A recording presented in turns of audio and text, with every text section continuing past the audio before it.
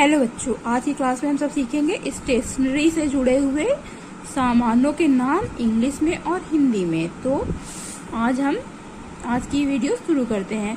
अगर आप सभी चैनल पर नए हैं तो सबसे पहले चैनल को सब्सक्राइब कर लें ताकि आपको अगली क्लास की वीडियो सबसे पहले मिल सके। तो आज हम सीखेंगे स्टेशनरी से जुड़े हुए सामानों के नाम। स्टेशनरी के अंतर्गत वो चीज आती हैं जो कि लिखने पढ़ने और दफ्तर के सामान से जुड़ी हुई होती हैं। तो आज हम जानेंगे स्टेशनरी से जुड़े हुए सामानों के नाम इंग्लिश में और हिंदी में। तो सबसे पहला नेम है बुक। बुक की स्पेलिंग होती है BOOK। बुक। बुक मीन्स किताब।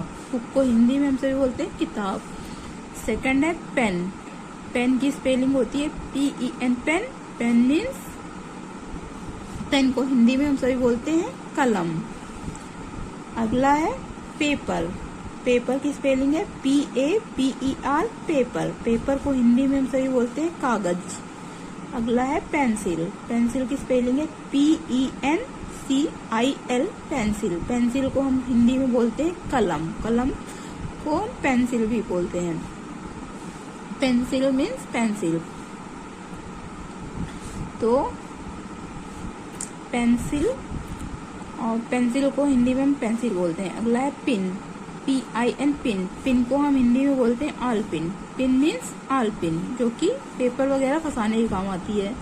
अगला है गम। GUM। गम। गम को हिंदी में हम सभी बोलते हैं गोंद। गम मीन्स गोंद। अगला है इंक पॉट। इंक पॉट की spelling INKPOT। Pot. Ink pot. Ink pot means स्याही की दवात। अगला है फाइल। फाइल की स्पेलिंग है FILE। फाइल। फाइल को हिंदी में हम सभी बोलते हैं फाइल। अगला है map. MAP। Map. Map means नक्शा।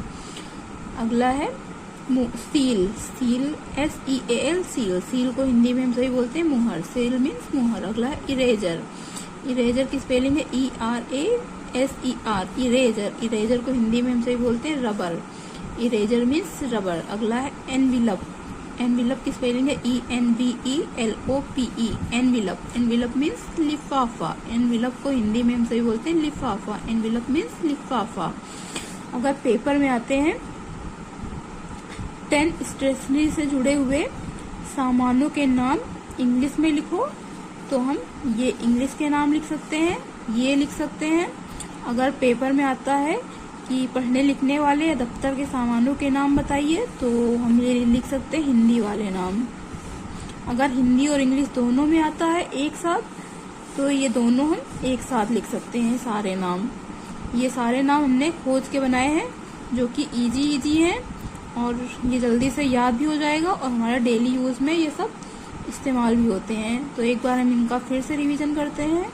ये वीडियो बहुत काम की है, इसका आप लिख कर 2 बार 3 बार प्रैक्टिस कीजिए। इसको आप रोज इस्तेमाल करने बोलने में, ताकि आपकी इंग्लिश और अच्छी हो सके और हिंदी भी अच्छी हो सके। आज की डेट में हिंदी भी उतनी ही अच्छी होनी चाहिए जितनी कि इंग्लिश।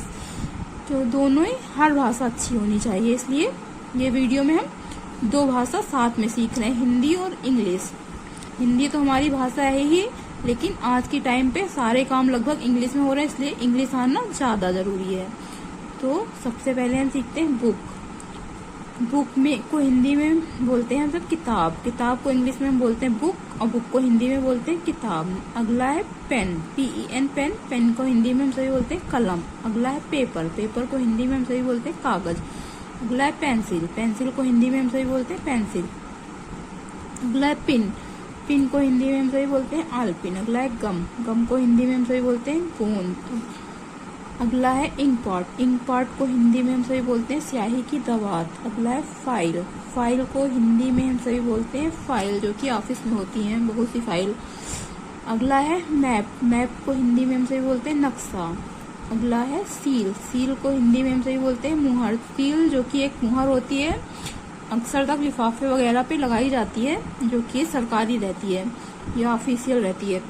अगला है इरेजर। इरेजर को हिंदी में हम सभी बोलते हैं रबर। अगला है एनविलप। एनविलप को हिंदी में हम सभी बोलते हैं लिफाफा।